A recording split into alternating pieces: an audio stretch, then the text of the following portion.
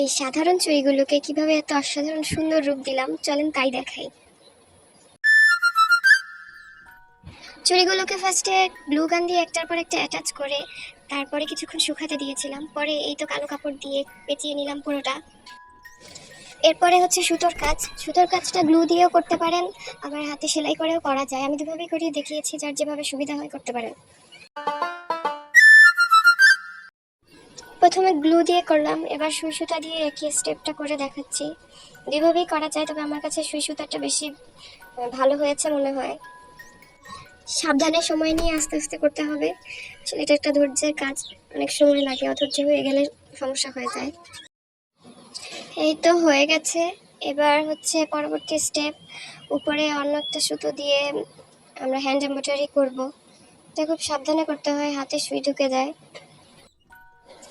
আমি যেভাবে করেছি এভাবেও করতে পারেন, অথবা আপনারা নিজেদের মতো কোনো ডিজাইনও করতে পারেন। বাচ্চাদের চুড়ি তো, তাই একটু সিম্পল ডিজাইন রাখার চেষ্টা করেছি।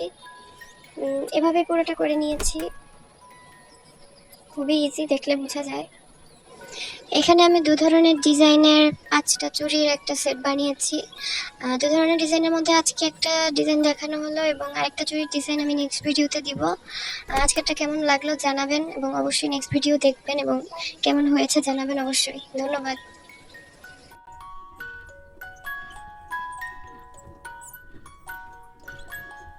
Devil, you're so fine. Need to make your mind.